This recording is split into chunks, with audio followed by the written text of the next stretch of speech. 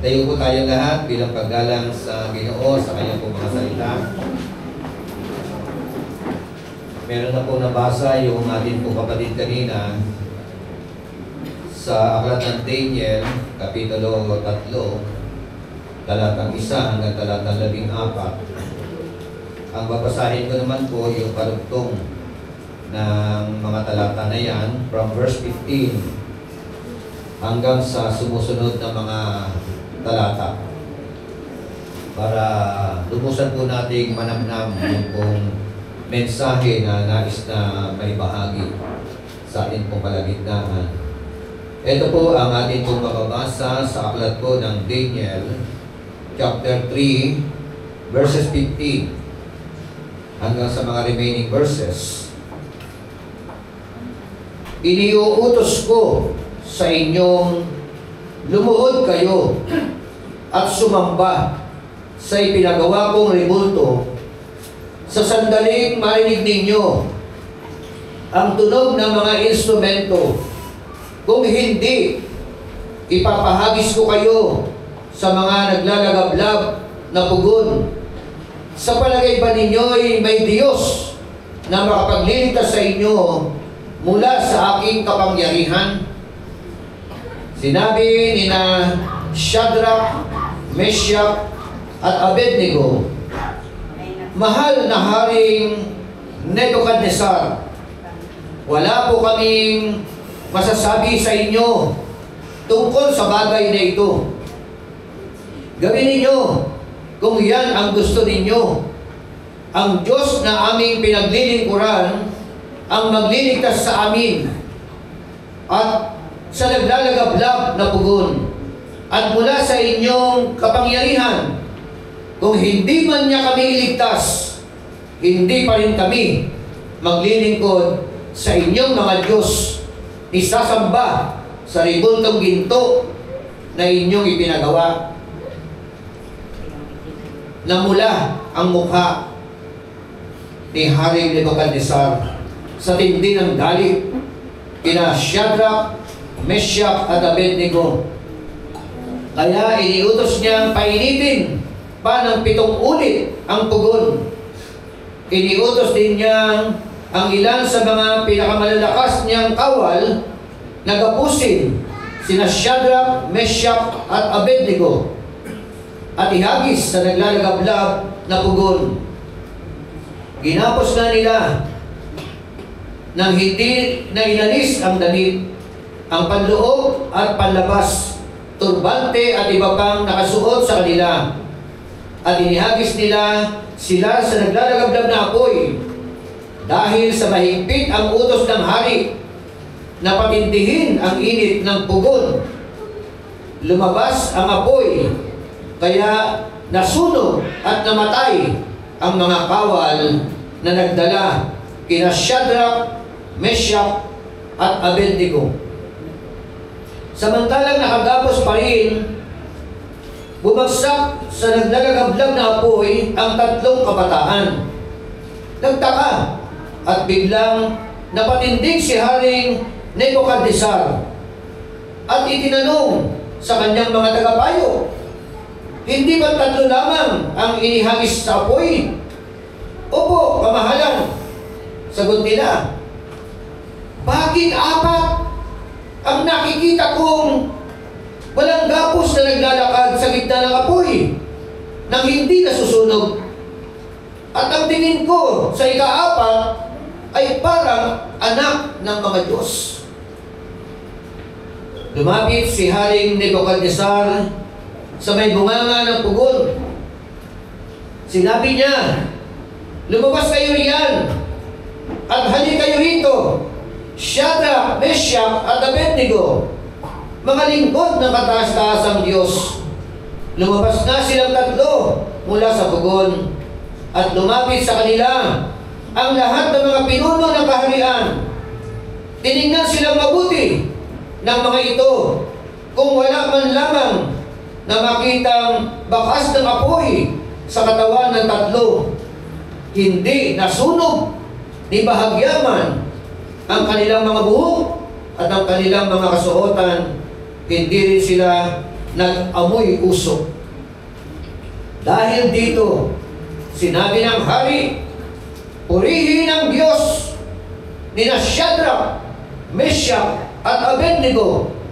Isinugo niya ang kanyang anghel upang iligtas ang mga lingkod niyang ito na ganap na sumasampalataya sa kanya. Hindi sinunod ng mga ito ang aking utos. Ginusto pa nilang ihagis sila sa apoy kaysa sumamba sa Diyos-Diyosan. Kaya ipinag-uutos ko, sino man mula sa alinmang lahi, alinmang bansa o wika na magsalita laban sa Diyos ni Shadrach, Meshach at Abednego ay papatayin, at ang kanilang buhay o bahay ay wawasakin. Walang ibang Diyos na makapagliligtas sa tao kundi tulad ng ginawa ng kanilang Diyos.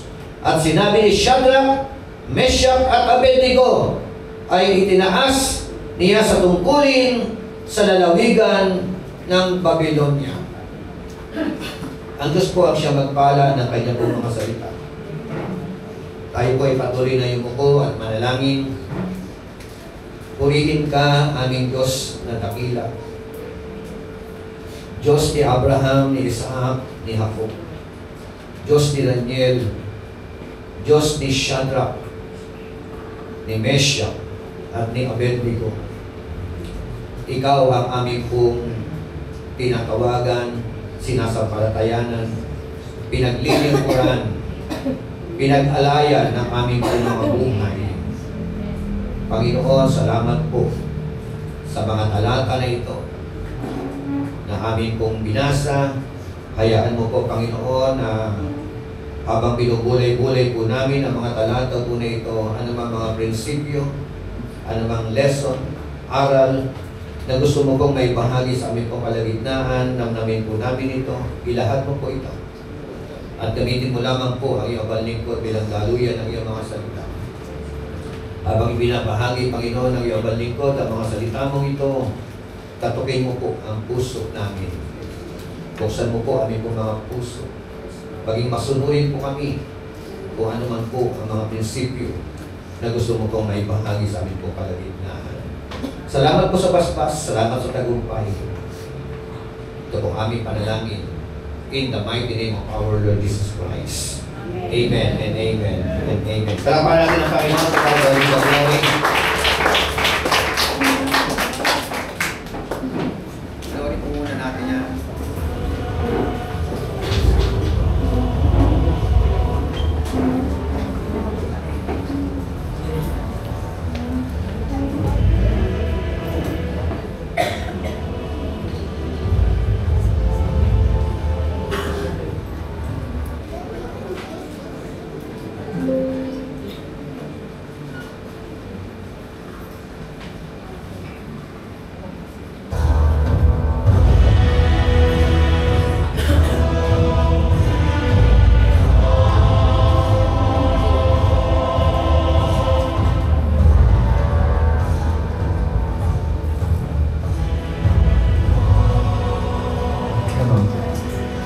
I will not worship that.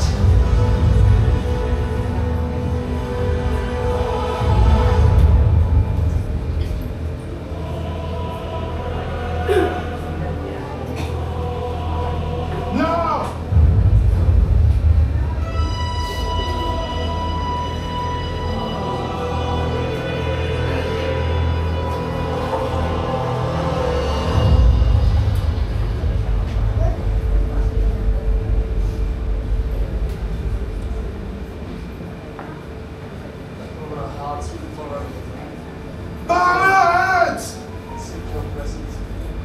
My heart, I follow you.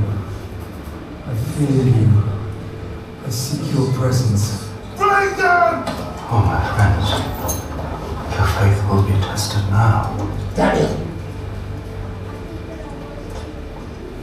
What's wrong with them? Why do your friends not bow to me? I assure you, sire, they will serve you faithfully, all their lives, as I will, but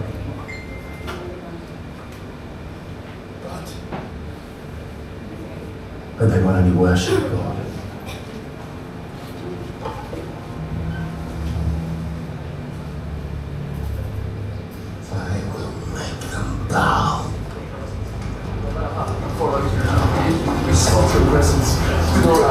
follow you to seek your presence.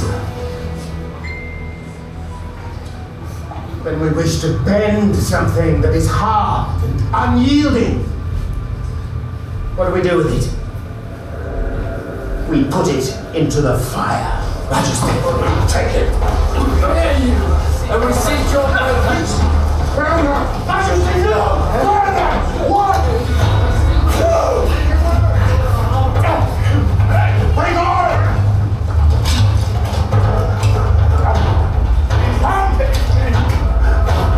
Fire! Bring me fire!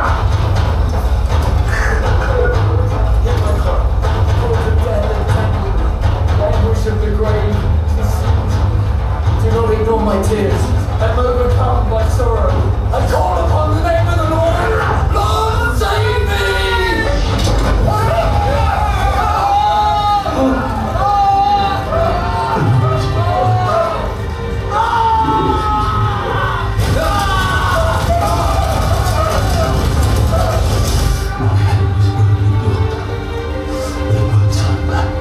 Shame. Why did they not burn?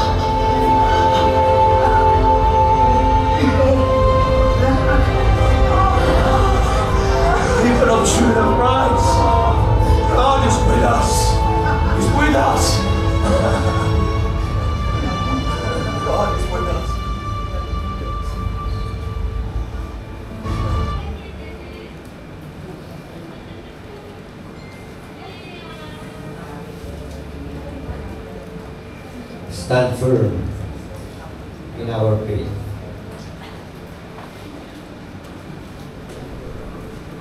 Pagtayo sa ating buong pananampalataya.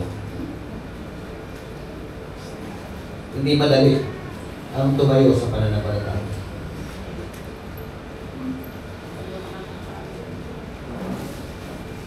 It is a matter of life and death. Sabi nga, faith is not proven in comfort. It is proven in conflict. Katulad ng nakita po natin, tinayuan ng tatlong magkakaibigan ang kanilang pananampalataya. At dahil sa pagtayo sa pananampalataya, nakita po natin, gumalaw, kumilos ang Diyos na makapangyarihan sa lahat na kanilang pinaglilingkuran. Pinagkakaroon natin ang Panginoon.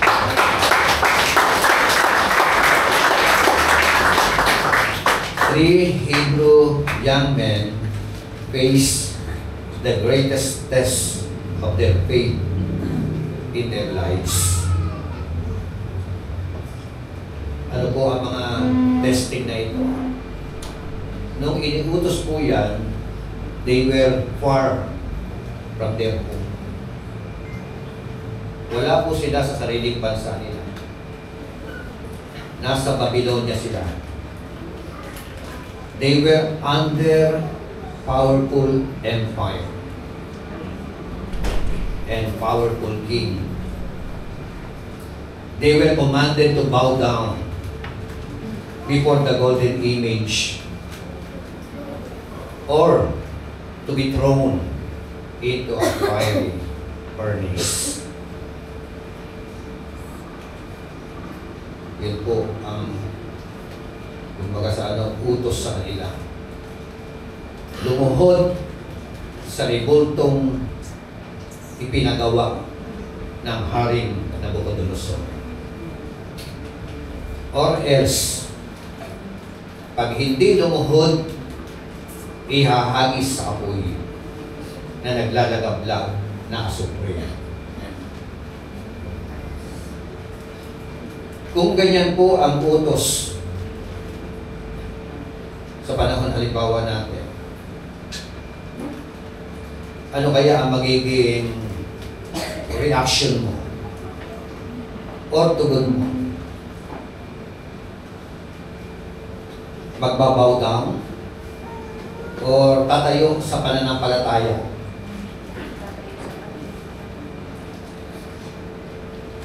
Hindi ko po alam. No? Pero ito po ay isang malaking hamon sa atin. Doon po, a matter of life and death. Pag nag-bow down ka, hindi ka papatayin. Diba? Pag hindi ka lumuhod, papatayin ka. Pero nakita po natin, merong 3 kabataan ang tumayo, nanindigan sa kanilang pananampalataya. Tayo kaya mga Kristiyano sa ating kapanahunan, kaya po ba nating manindigan, tumayo sa ating pong pananampalataya? Sana ganon. Minsan kasi, o madalas, sa isang aspeto lang, hindi ka na makatayo sa pananampalataya. Diba? Sa isang bahagi lang ng buhay mo, hindi mo kaya isuko ang dapat isuko. Hindi mo kayang tindigan ang pananampalatayang meron ka. Kaya nawa magbigay ito ng hamon sa bawat isa po sa atin. Sa pag-aaral po natin ngayong umagang ito, o mensahe galing sa Panginoon. Hindi ko alam, kasi ang Diyos po, every time na nagbibigay ng mensahe, the following day, meron pa agad ng mga kaganapan. Diba? Nung ako'y nag-preach about the master storm, may bagyo agad ng mga dumating. Nung ako'y nag-preach about depression, meron agad ng mga nabalita na nagpapatay about depression. Ngayon po, this is the very message of God para sa atin. Sa lahat ng aabutin ang aral po na ito, stand firm in our faith. So, sa tema, how to stand firm in our faith. Meron mga practical na mga bagay to consider. Ano po yung mga bagay na mga practical na dapat po natin i-considera hango dito sa mga talata po na ito.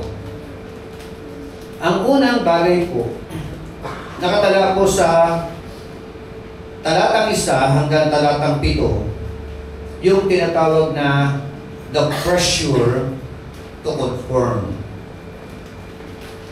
Pressure to conform. Sabi uli ng talatang 1, si Haring Nebuchadnezzar ay nagpagawa ng ribultong ginto na 27 metro ang taas. Gano'n kataas yun? 27 metro. Gano'n daw kataas. At may 3 metro naman ang lapad. Ipinatayo niya ito sa kapatagan ng Dura sa lalawigan ng Babylonia. Pagkatapos, ipinatawag niya ang mga pinuno ng mga rehiyon at ng mga pinuno ng mga hukbo, mga gobernador ng mga lalawigan, mga tagapayo, mga ingat yaman, mga hukom, mga mahistrado, at iba pang mga pinuno ng kaharian para sa pagtatalaga sa nasabing ribulto. Nang nasa harap na sila ng ribulto, malakas na ipinahayag ng tagapagsalita, iniuutos sa lahat ng tao mula sa lahat ng bansa at wika na lumuhod at sumamba sa ribultong ipinagawa ni Haring Nebukadnesar. Sa sandaling marinig ang tunog ng tambuli, flauta, lira, sitar at alpa at iba pang mga instrumento, sino mang hindi sumunod sa utos na ito ay ihahabis agad sa naglalagablag na pugon. Nang marinig ng mga tao ang tunog ng mga instrumento, agad silang lumuhod at sumamba sa ribultong ginto na ipinagawa ni Haring Nebukadnesar. Pag ang hari nag-utos, hindi pwedeng mabalik. Pagka implemented ng hari, utos ng hari, hindi po pwedeng hindi sumunod. Yun po ang pinapaharap nila sa kanilang kapanahunan.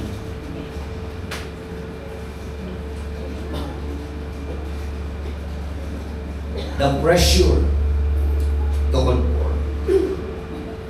Di ba napaka-pressure no? Nasa ibang lalawin, nasa ibang bansa ka. Nasa mabangis na hari ka. Wala ka sa sarili mong bayan. May pinag-utos ang mahal na hari doon sa kanilang kapanahunan. So, ang tendency, ano kaya? Masasumpungan kaya, no? Tayo kaya masusumpungan na gano'n, nakatayo sa ating pananampalataya. Amen? So, it was a test of loyalty. Sabi nga, the people, the nation, and the languages fell down and worship the golden image. Amen? Lahat ng tao, bansa, wika, lahat ng nasasakupan ni Haring Nabucodonosor nag-fell down at nag-worship sa ipinagawang ribulto. Parang trending na. Diba? Common. Very common. Ganyan din sa ating kapanahunan. Maraming mga bagay na common. Diba? Magpapasko, magbabagong taon. Common. Ang mag-iinuman. Tama? Natural. Minsan-minsan lang naman yun eh.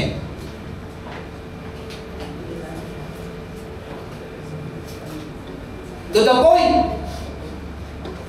na tatawag ng uwak. Sino mo ba mga nalalasing na matawag ng uwak? Yun bang hindi mo tatantanan ng alak hanggang hindi natatao?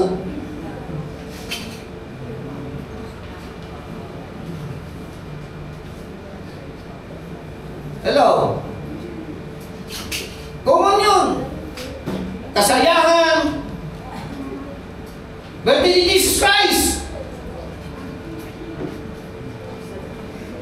Wala mo birthday ni Jesus Christ, mag-iinuman kayo. Natuwa pa siya doon.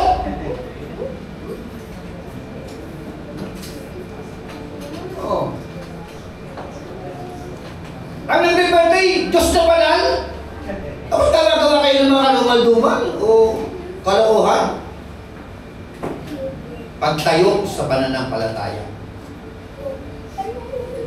Diba? Yung bang kahit ikaw nila mag-isa, ang hindi sasama sa kanila. Diba? Ang mahalaga, mapapurihan mo ang Diyos sa buhay mo. Amen? Hindi papasaya mo yung mga kaibigan mo. Sabi ko nga sa inyo, kung sa inuman lang din, dati ko rin ginawa yan. Hindi lamang inom, siya pa. Pero, nung ako'y naging mananampalataya, at nung lubusan ko isuko ang buhay ko sa Panginoon, tinalikuran.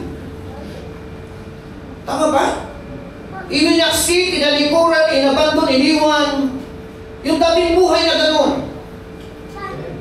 Pagtayo sa pananampalataya, kahit sabihin, gintoy ka, ano? Ang mahalaga sa akin, yung Diyos na pinaglilingkuran ko. Pinaglilingkuran natin ang walang hanggang ang buhay tayo. Tantanan na natin yan. O else, kailan yung titigilan? Pag nagpa-check up kayo, bilang cancer kayo. Diba? Yun naman totoo eh. Subukan ninyo. Hindi kayo mananalo dyan. Isirain lang ang buhay niya. The pressure to conform. Ang daming pressure. Diba? Yung pressure na ikaw ay magalit. Yung pressure na ikaw ay sa halip na kimkimin mo yung isang kwento, imamarites mo. Diba? Puro pressure yan. Kasama sa paglilingkod natin yan sa ating Panginoon Diyos. Ang dami sa buhay po natin na kailangan natin manindigan sa ating po mga pananampalataya. And it was a test of loyalty, not just to a king, but also to the world system. Amen. Ito na po ay pagsubok. Yung inyong katapatan mo. Kanino? Katapatan mo sa Panginoon. Tama? Hindi lamang po sa Panginoon eh. Yung galaw ng mundo. Yung trending ng mundo.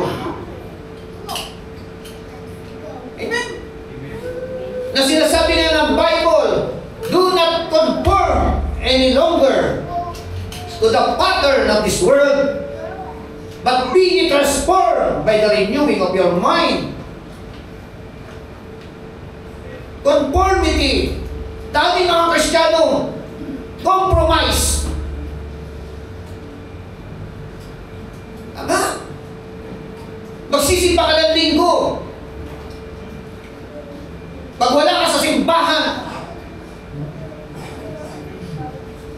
kung ano trending sa labas, ganun ka rin.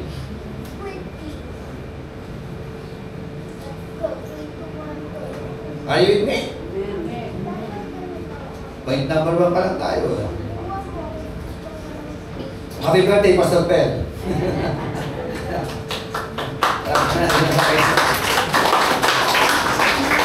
Happy birthday din kay Madam Jaire, Angel. Tama ba ang pronunciation ko? Kasi mamaya meron ng gift. Jaira. Yan pala eh. Jaira, Angel, ano. Mamaya meron siyang gift. Ayan ang nasa likod. Dito mo, no? Nag-18th birthday. Bibihira yung ganyan. Tama ba? Karamihan na nag-birthday, kutin niya, di ba? Oh, merong, very good yan. Karamihan, gano'n, ano? So, pero siya, yung birthday niya, siya na gano'n, naganda ng bongka. Ang ginawa niya, nagbalot siya. Nagbalot ng mga pang-giveaway. Give mo yun, ano? Sa Balong Bato pa lang, nabigay na eh. Sa mga members natin to sa Balong Bato. Kaya mamaya, yung iba po mabibigyan. Okay, diba? Para natin ang Panginoon. Hindi ko sinasabing gayahin niyo siya. Bahala kayo kung gusto niyo gayahin. Diba? Okay, pero maganda yun. Yan ay pagtatanim. No? Pag-iimpok ng kayamanan doon sa langit. Okay? It was a test of loyalty not just to a king, but also to the world system. There are lots of pressure. Different pressure. Kinakaharap natin everyday. Araw-araw na ating pong mga buhay. Kaya nga, life is not a series of chances, but it is a series of choices. Amen? Hindi ang Diyos ang magdidesisyon para sa iyo. Para ikaw ay huwag uminom. O huwag magmarites. Diba? O huwag magalit. Diba? O huwag magkarin ng galit. Ikaw ang siya magdidesisyon yan para sa iyo. Pag nagdesisyon ka ng ganyan, tutulungan ka ni Lord. Hanggang hindi ka magdidesisyon, walang tulungan Lord.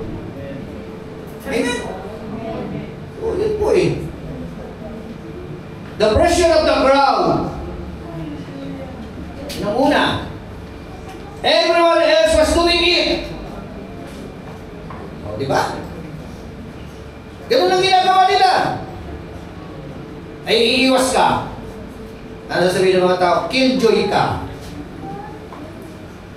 Kaya, ginayo. Pag umiwas ka sa kanila, negative ang tingin sa iyo. Are you with me? Pero hindi ka dapat po. Ang mahalaga, negative tayo sa kanila, positive naman tayo kay Lord. Palakpakan natin ang Panginoon. And of course, the power of the command. Ang hirap yata dito. Diba? Ang nagutos, hari. Implemented ang batas. Very powerful. Kaya, talagang, yung tatayo na lang talaga sa pananampalataya na handang mamatay. Sino po ba handang mamatay para kay Kristo? Wag po yung handa magpakamatay, wag po yun, ha? Handang mamatay para kay Kristo. So, malakpak na po yung mga handang mamatay para kay Kristo.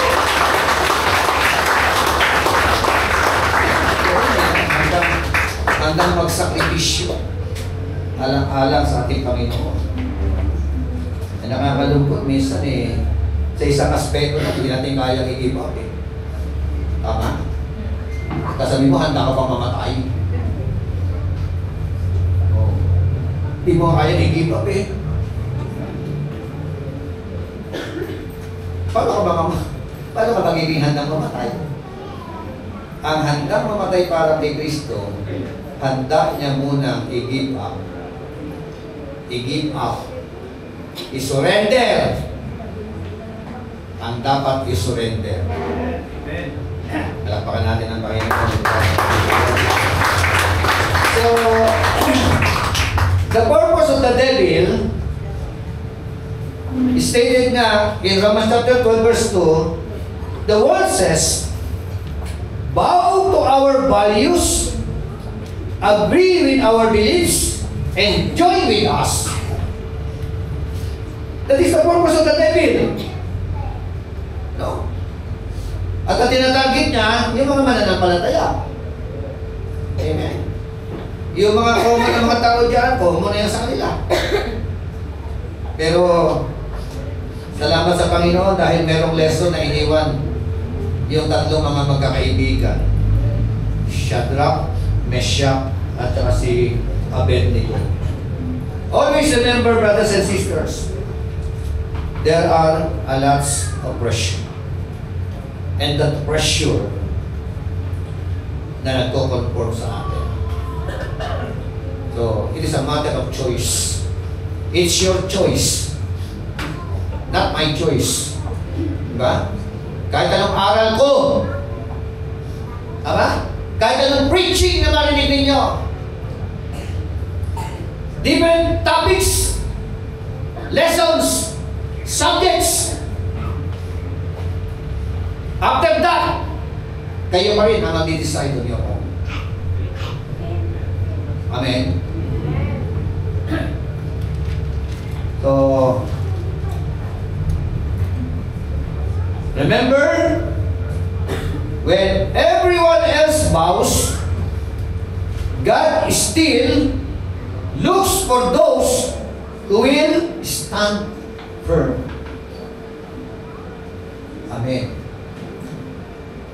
Always remember that. Sabi nga, when everyone else bows down and worship the golden image, ang Diyos ay tumitingin pa rin. God is looking sa kalipunan ng mga tao. Meron mang isa, may dalawa, may tatlo, may 5, may 10 na maninindigan sa kanilang pananampalataya. Sana, kung sa dati nyo, isa doon. Diba? Yugyugin mo. Huwag kang pasaway.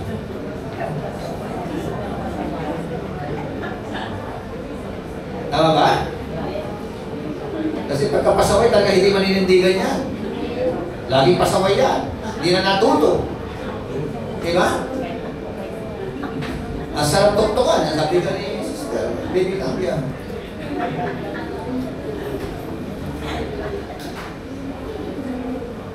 Kasi napakaano yung halaga yung decision making na yan. Yun na nga ang mundo eh. Dapat pag ikakaiba naman tayo, making a difference. Diba? Making your life a difference. My life, our life, your thought, your walk. It must be a difference. Amen? So, pangalawa, the perseverance in conviction. So, mahalaga pag conviction talaga, no?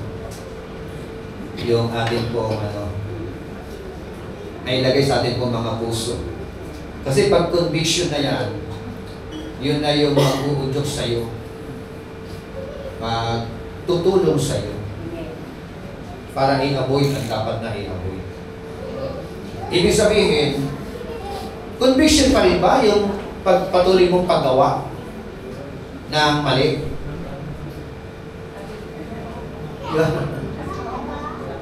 So, kasi tayo po mga Kristiyano, alam na natin ang mali at tama. Ang nakakalungkot, sa kabila ng alam natin ang mali at tama, yung iba sa atin, yung mali pa rin. Na alam nilang mali, maling-mali, pero ito ang ginagawa. Hello? Pag mali, hindi pwedeng maging tama. Kailan pwede maging tama ang mali? Maliban na lang kung yan ay iyong ikakatwiran. Diba? Ang ano noon, pag may katwiran, ipaglaban mo. Diba? Pero pag wala sa katwiran, huwag mo nang ipaglaban. Are you with me? Yung problema eh, pinaglalaban natin eh. Kesyo ganito. Kesyo ganito. Di ba naman pwede naman tayong we can celebrate our family gathering? Di ba? Wala niyan. Masaya pa eh. Tama ba? Hindi na talagang bonding. Tama? Yun ang totoong bonding. Kwentuhan kayo. O maglaro kayo. Everything. Masaya. Pero haluan, Alime, pag hinaluhan, masaya lang habang ginagawa. Pero may consequence. Tama? Tiyak may consequence. Bawat ligido, bawat usok na nilalagay mo sa iyong katawan. Hello? Hindi ko pwedeng hindi mag-iwan ng markayan. Tama? Unti-unting natutunaw ang ating baga. Are you with me? Perseverance in conviction. Verse 8 hanggang 18, mahaba po. Sabi nga, the three Hebrew did not hesitate or hide. Di rin sila natakot. Diba? Their faith settled long before the fiery furnace appeared. Yung pananampalataya daw nila ay tumibay. Tumibay, matibay, pinatibay. Bago pa dumating ang pagsubok na yan. Hello? Bago pa dumating ang command na yan, ang decree na yan, very rooted sila sa Word of God. Rooted sila sa salita ng Diyos. Rooted sila sa kanilang relasyon sa Diyos. Ganyan katindi. Ganyan kalalim. Hindi yung doon na. Bago ka makapag-desisyon ng tama, ngayon, mayroong pinaghugutan niya before. Kaya yung mga mabababaw sa pananampalataya, ang daling bumigay. Tama?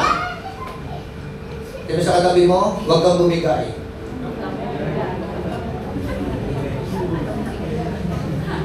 Glory to God.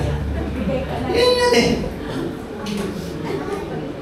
Kung ikaw ay bumigay na dati, no? Di ba, iba kayo, bumigay dati. Dati yun. Ang mahalaga, yung ngayon.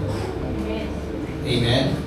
Pag ikaw ay bumigay pa rin ngayon, at naintindihan mo na ito, mga salita na ito, kasalanan mo na yan.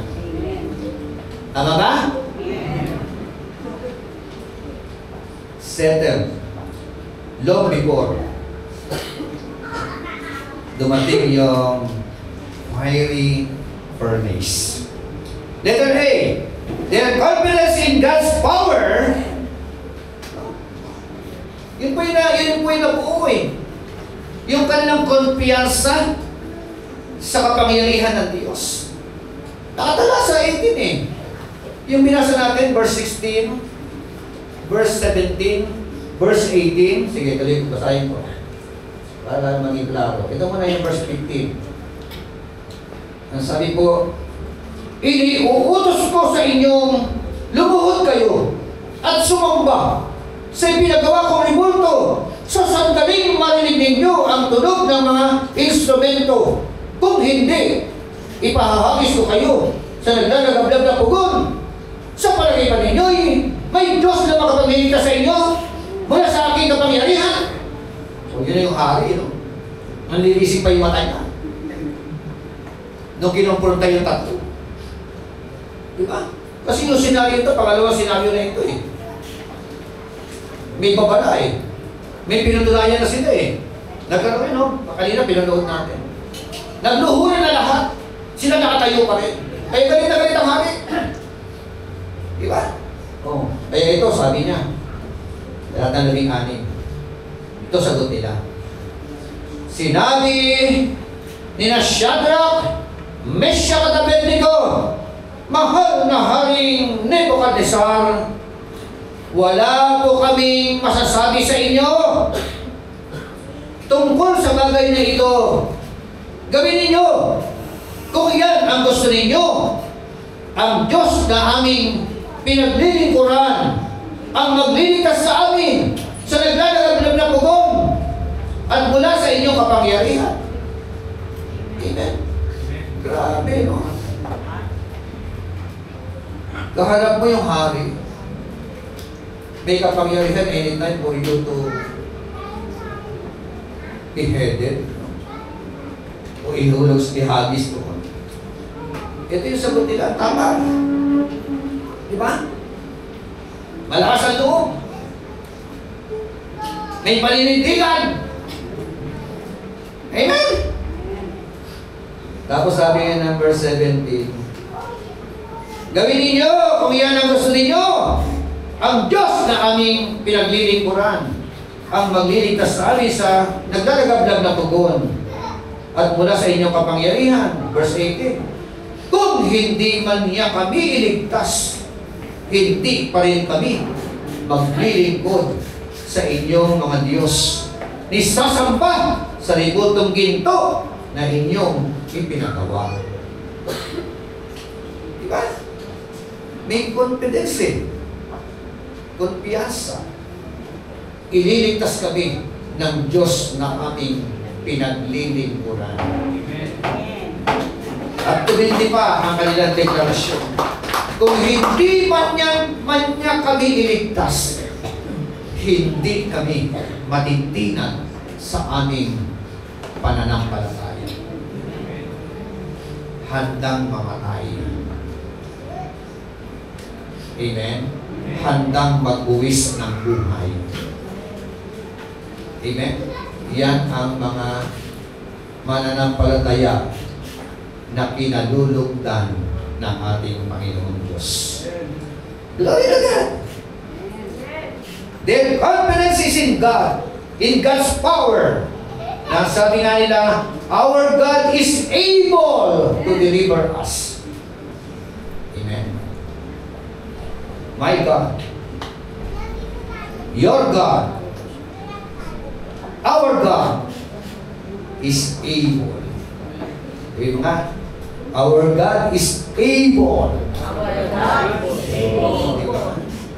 He is able. Kaya-kaya niya. Walang bagay na imposible sa Kanya. Amen? Kaya-kaya niya. Basta manampalataya ka lang. Kaya-kaya Kanyang baguhin. Kaya-kaya niya itaas ang buhay mo. No? Kaya-kaya pagandahin ang buhay mo. Kaya-kaya Kanyang payamanin. Diba? Kaya-kaya, basta mahalaga, manampalataya ka, no? Na meron siya magagawa sa buhay. Amen? Kahit gaano ka-worse sa buhay ninyo, kahit gaano ka walang kwenta ang buhay ninyo, kung ikaw ay mananampalataya, kaya-kaya balita rin ng Diyos ang sitwasyon ng iyong buhay. Amen? Glory to God. Verse 18, their commitment. Ang sabi doon, but if not, yun ang totoong pananampalataya. Ay, minsan nagpe-pray ka eh, Lord, ang tagal-tagal, Lord. Ay, ako ba? Ganun ano. Mamadali tayo sa mga prayer requests natin. Pero sa kanila, but if that, kung hindi man kami iligtas, hindi kami sasampayan. Para bagang kahit na-allocate pa kami ng milyon-milyon. Di ba? Yung isang kapatid natin merong kontrata sana diba? Talagang a large amount of money yung pwede ibigay sa kanya. But he rejected. Hello? nireject niya yun. Talaga magiging mayaman na talaga ng gusto natin. Pero, compromise. Diba? It is not all about the money, but it's all about our relationship with our God. Amen? For what shall it profit a man if he gains the whole world, but lost his own soul? Amen? Nireject niya yun. Oo. Pressure talaga yun. Diba? Magkakaroon tayo maraming bahay. Diba? Bibigyan ng building, or everything, mga pangako. Their courage before the king. They spoke with respect, but without compromise. Mahal na hari! Hindi inaway. Diba? Nangatwira. But with respect. Yun po yung tinatawag na perseverance in our conviction. Ganyan sa atin dapat. Dapat tayong ganyan. Diba? Mauna yung conviction. Bakit mo ginagawa yung bagay na yan? Conviction. Pag may conviction kasi isang bagay na bawal na sa iyo, bawal. Hanggat hindi kasi mailalagay yung conviction, yung mali, tinatama ko eh. Tama ba? Pinipilit mo itama ang mali. Pero pag si conviction na yung naghari, diba? Ang mali ay mali. Hindi pwedeng itama. Okay? Pangatlo, the presence of God in crisis. Amen? Sino po yung mga nasumpungan ng Diyos? Lalong-lalo na nung kayo po ay nasa mabibigat na mga panahon ng pagsubok. Diba? Hindi ka iniwan ng Panginoon. Hindi tayo iniwan ng Panginoon Diyos. Nung nag-overwhelm ang problema, isang tawag lang sa Kanya, sandal sa Kanya, mararamdaman mo ang presensya niya. Amen. Amen. Andiyan ang presensya ng Panginoon. Sa tatlong ito, nandiyan ang presensya ng Panginoon. Problema ba yun? Ang kanilang naranasan? Ihagis ka sa apoy? Hindi po problema yun. Big problem po yun. Great problem po yun. Amen? Pero ang sabi po ng talatang Lamesya, mga 25, mismo sa bibig po ng hari, ang sabi niya, Lo, I see poor men loose, walking in the midst of the fire. Wow, ano nangyari? Di ba tatlo lang yan? Bakit pa?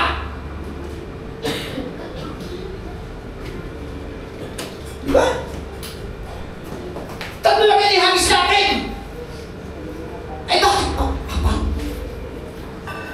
At tingin ko sa isa, parang anak ng Diyos.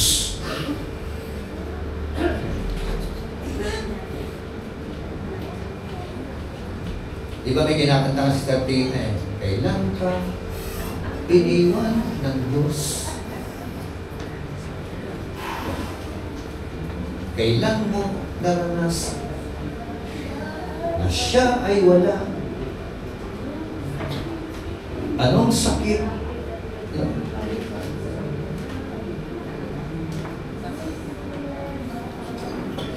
Saan nabakbak na po ng mga problema na naranasan natin? Diba? Pero sa lahat ng mga problema na yun, dumaan na ang pandemic, diba? Dumaan na ang broken relationship, dumaan na yung mga kawalan, di ba? Pero lahat ng yun, dinaanan lang natin.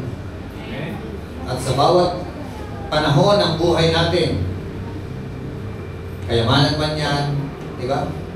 Kasaganahan man yan, kahirapan man yan, ang Diyos kasama natin.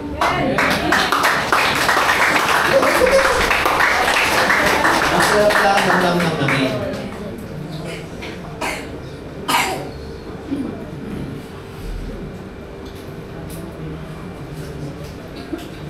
In other words, God didn't keep them from fire. Amen? He walked with them through it. Amen? Hindi sila iniwan ng Diyos. Kasama nila ang Diyos. Sa panahon ng paglalakad nila doon sa apoy, nandyan ang Panginoon. Sa panahon na ikaw nakatingala o nakatanaw sa malayo, dahil nakakaranas ka ng mabibigat na pagsubok, kasama mo ang Diyos.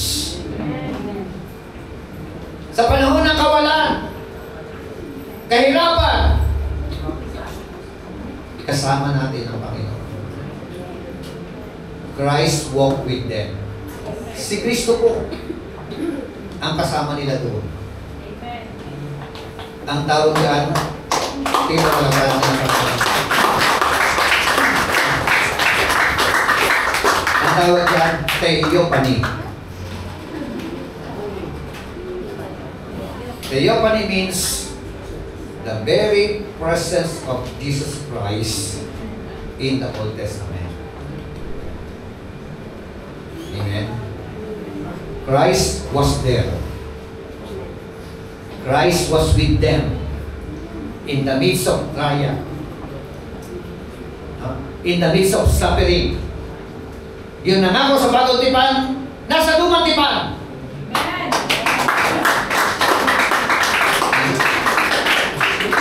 Ganda, di ba? Kaya kung kayo po ay nagdaranas ng mga problema, pressure, everything, always remember the very promises of God. God is with us. Hallelujah. The fire did not consume them. Amen. Yung apoy pala hindi tatalab sa atin. Hindi tumalab sa kanila eh. Diba? Only their bonds were burned. Di ba ginapos sila? Ang nasunog yung gapos. Amen. Kinalagan ng Panginoon. Tinanggal ang gapos. Yun ang mga nararanasan ng mga babae at lalaki na tumatayo sa pananampalataya. Ano mo pagkatapos na meron ka? God is able for you to loosen. Amen! Ganda! Nag-asapan natin naman. Christ was with them in their trials. The furnace became their freedom. Pwede pala yun, ano? Yung pagsubok na naranasan nila, napagtagumpayan nila, at naging daan, naging daan ng kanilang kalayaan. Amen! Kaya nga, lagi natin nababanggit, more trials, great trials, the result is great triumph. Amen? Sino rin tayo gusto ng great triumph? Umalakpak sa Panginoon. Kung gusto mo ng great triumph, kumanda ka sa great trials. Dapat willing ka to undergo great trials. lahat ng nakaka-overcome ng great trials, after ng great trials, meron din tawag na great triumph and great opportunity na ibibigay ng Diyos sa iyo. Amen. Palakpakan natin ang Panginoon. So, the promotion after crisis. Conclusion na po tayo. Merong promotion pala. Amen. So, verse 26 hanggang 30, na sabi doon, then the king promoted Shadrach, Meshach, and Abednego. Amen. When faith stands firm, God moves and gets glory, and His people gain victory. Amen. Basahin ko po ang talatang 28 hanggang huli. Sabi po diyan, dahil dito, sinabi ng hari, ang Diyos ni Shadrach, Meshach at Abednego, isinugo niya ang kanyang anghel upang iligtas sa mga lingkod niyang ito na ganap na sumampalataya sa kanya. Hindi sinunod ng mga ito ang aking utos. Ginusto pa nilang sila'y ihagi sa apoy kaysa sumamba sa Diyos-Diyosan. Talatang 29, kaya ipinag-uutos ko sino man mula sa alinmang lahi, alinmang bansa o alinmang wika na magsalita laban sa Diyos ni Shadrach, Meshach at Abednego ay papatayin. Galing na sa hari yun. Di ba? At ang kanilang bahay ay wawasakin. Walang ibang Diyos na makakapagligtas sa tao tulad ng ginawa ng kanilang Diyos. Amen. God's word is not from Meshach, Abednego, or Shadrach. Yung salita na yan ay galing doon sa hari. Nakapag-testify, kinilala ng hari na ang Diyos ni Shadrach, Meshach at Abednego ay tunay na Diyos. Amen. So, at sina Shadrach, Meshach at Abednego ay tinaas niya sa tungkulin sa lalawigan ng Babylonia. Stand firm in our faith. There is a promotion. Amen. Tayo po tayo na.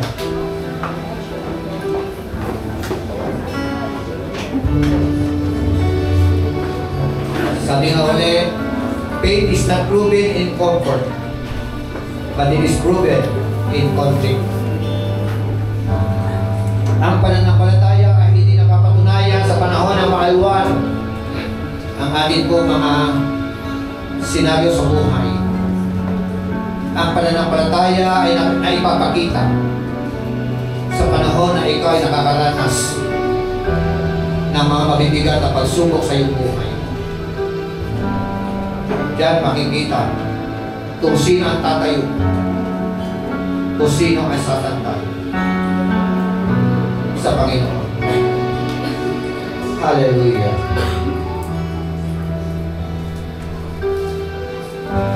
Dami mga pressure, Panginoon, nararanasan po namin in our everyday living. Dami mga pagkakataon na dapat po namin tayuan ang aming po pananampalataya, pero sometimes, Lord, nabibigo ka sa amin. Sa halip na makatayo kami sa pananampalataya, nalulungkot ka pa sa amin, Panginoon, sa mga decision making namin. Hindi po kami nagiging buhay na patotoo. May mga kapalpakan kami, may mga mali kami, Panginoon. Patawad po. Minsan sa mali na bagay lang, Hindi po namin naipakita sa iyo yung aming faithfulness, yung loyalty namin sa iyo, Panginoon. Salamat po sa reminder, mga paalaala na ito, Panginoon, sa bawat isa po sa amin, lalo sa aming po kapanahunan. Dami mga pressure, ang dami mga pwede maging cause for us to compromise. Tulungan mo po kami, Panginoon. Ilagay mo po yung anointing na meron, Panginoon, ang tatlo mga magkakaibigan na ito. Shadrach, Meshach at Abednego, na kami po ay hindi maging compromise. Iwaksin namin ang mali, talikdan ang mali, iwasan ang mali. Tulungan mo po kami.